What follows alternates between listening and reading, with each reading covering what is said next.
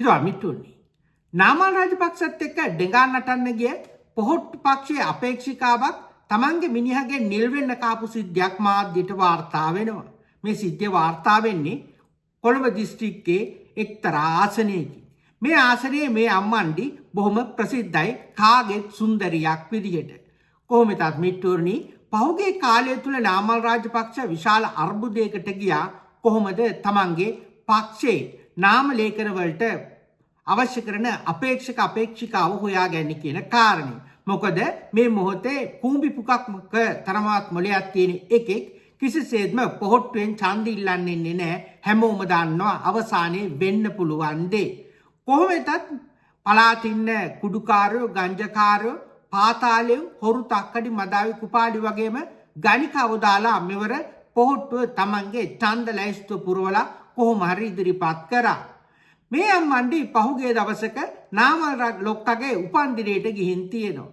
උපන්දින සාජ්‍යයට යන්න ඉස්සර වෙලා මේ අම්මන්ඩි හැමෝටම කේක් ගිහින් තියෙනවා.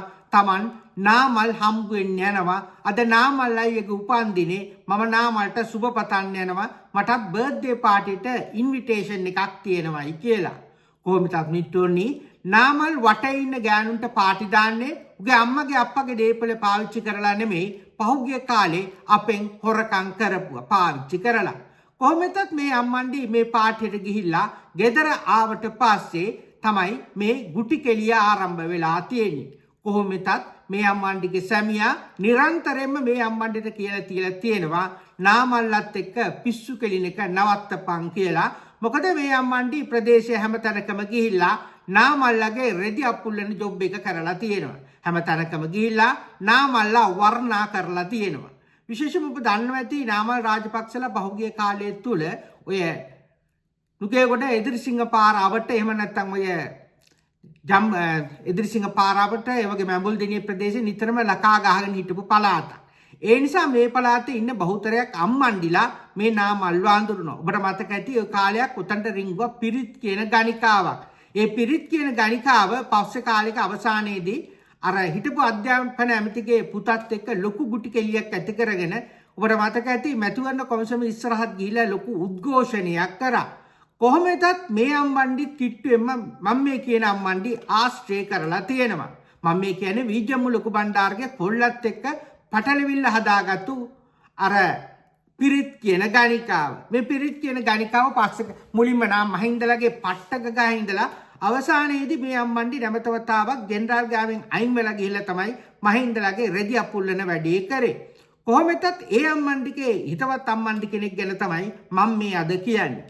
මේ අම්මන්ඩි සම්බන්ධයෙන් තමන්ගේ සැමියා නිරන්තරයෙන්ම ඒ අම්මන්ඩිට කියලා තියෙනවා කඩේ වැඩේ නවත්තපන්. මොකද ප්‍රදේශයේ ඉන්න බොහෝ දෙනෙක් මේ පුද්ගලයාට නැත්නම් මේ අදාළ තරුණයාට නිරන්තරයෙන්ම විහිළු තහළු කරලා තියෙනවා නාමල්ට කුප්පි අල්ලන්න යන එක සම්බන්ධයෙන්.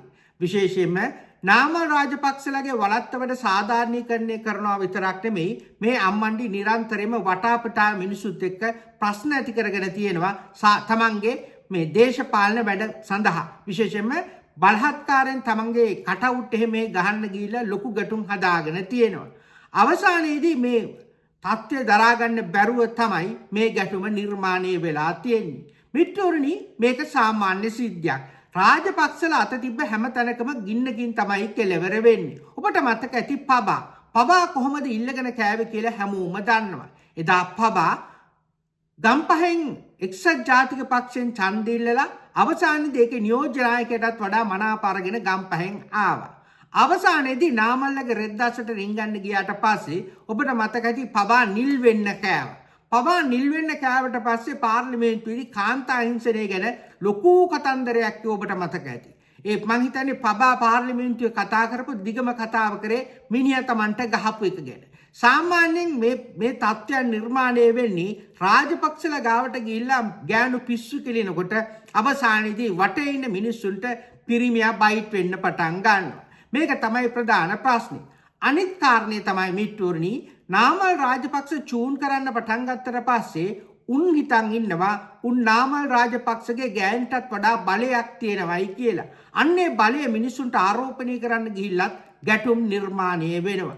මෙවර ඡන්ද ලැයිස්තුවෙන් ඉදිරිපත් වෙලා ඉන්න බහුතරයක් දෙනා සුසුකම් ලෙස සලකලා තියෙන්නේ නැත්නම් සුසුකම ලෙස බලලා තියෙන්නේ බේරය වැවෙන් නාලා තියනවාද කියන කතාව. ඔබ දන්නවා පහුගිය කාලේ රාජපක්ෂලගේ අසූචි වළඳන්න ගිය කට්ටියක් බේරවවෙන් නාගෙන ආවා. විශේෂයෙන්ම මෙවර ඡන්ද ලැයිස්තුවේ ඉදිරිපත් වෙලා ඉන්න බහුතරයක් දෙනා එදා ඒ බේරවවෙන් නාපු කට්ටිය. මේ මං කියන අම්මන්ඩි බේරවවෙන් නාපු ඒ සඳහා සුසුකම් ලැබපු කාන්තාවක්. මතක ඇති අර්ලියගහ මන්දිරයේදී මිනිමරු මරාට සුබ පතන්න ගිහිල්ලා අවසානයේදී ගෝටගෝ ගමට පහර දෙන්න ගිය මේ කාලකන්‍ය හැතිකරය අවසානයේදී අම්බානකට ඉල්ලගෙන කෑවා.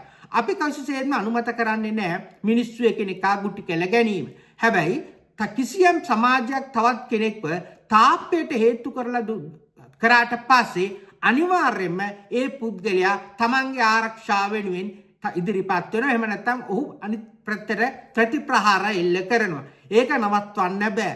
එදා ගෝටගෝ ගමේදී සිද්ධ වුණෙත් ඒ දෙමයි. මොකද රටේ මිනිසුන්ට කණ්ඩ බොණ්ඩ නැතුව පෙට්‍රල් ටික නැතුව නන්නන්තර වෙලා ඉඳිද්දී රාජපක්ෂලට කඩේ යනෙවුන් ගිහිල්ලා ඒකට විරුද්ධව අරගල කරන මිනිස්සුන්ට ගැහුවේ ප්‍රතිඵලයක් විදියට තමයි මුළු රටම එක වගේ නැගිට්ටේ. ඒ ප්‍රතිඵල විදියට තමයි අවසානයේදී ඒ කට්ටියට බේරවැවෙන් නාන අවස්ථාව දුන්නා විතරක් නෙමේ උන්ගේ ඡායාරූප 4 වටේ ගියා. මිත්‍රෝනි නාමල් රාජපක්ෂලා මේ නිශ්චිත මොහොතේ තවත් උන්ට කඩ යන එහෙම නැත්නම් අර රාජපක්ෂලගේ ජොක්කු අපුල්ලන එකෙක් ඉන්නවා අර ගවුම් අඳින ගායකයා.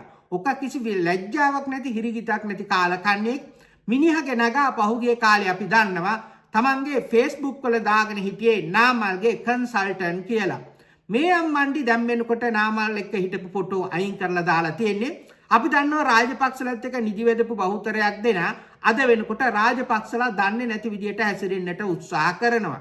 ඒ අතින් බැලුවම මං කියන අම්මන්ඩි හොඳයි. මොකද ඒ අම්මන්ඩි තාමත් පට්ට ගියත් තාමත් නාමල්ල වෙනුවෙන් කඩේ යන්න කැමති.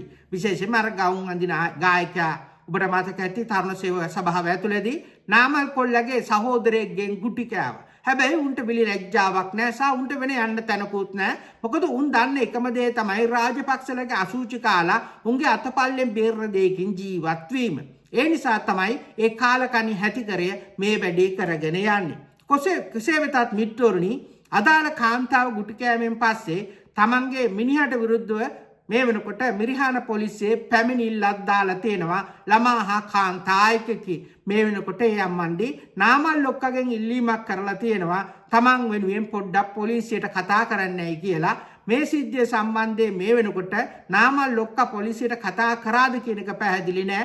කොහොම වෙතත් මේ වෙනකොට මේ අම්මන්ඩි උත්සාහ කරමින් ඉන්නේ කාන්තා හිංසනයේ නාමයෙන් නාමල් ගාව ලකුණු ටිකක් දාගෙන පුළුවන් නම් මිනිහා කූඩු කරලා තියන්න.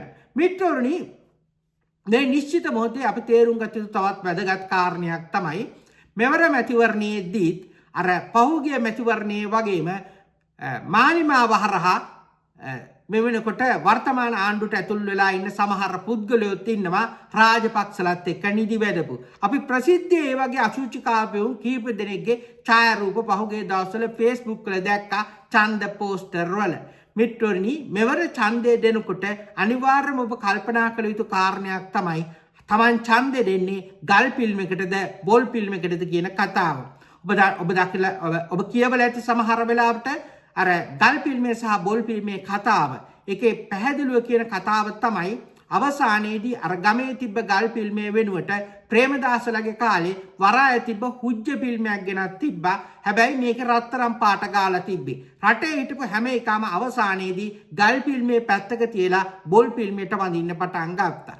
අවසානයේදී මේක දරා ගන්න බැරුව ඒ මුරකාරයාගේ පුතා ඒකෙන් සංකේතවත් කරන්නේ ජවිපය අවසානයේදී ඒ බොල් ෆිල්මේ පුපුරවා හැරියා. එහෙම නැත්නම් ඒ බොරුව විනාශ කරලා නැමත වතාවක් යථාර්ථය පෙන්වලා දුන්නා. ඒ නිසා ඉදිරි මැතිවරණයේදී ඔබ කතරේ ගහනකොට අනිවාර්යයෙන්ම මනාප ලකුණු කරනකොට ඔබ ඡන්ද දෙන්නේ ගල් ෆිල්ම් එකටද බොල් ෆිල්ම් එකටද කියලා හිතන බැලීම වැදගත් වෙනවා. මොකද කතරේ අවසානයේදී වැරදි මිනිහෙකුට දුන්නොත් හිර වෙන්නේ ඔබේ බෙල්ල විතරක් නෙමෙයි ඊළඟ පරම්පරාවේ බෙල්ල.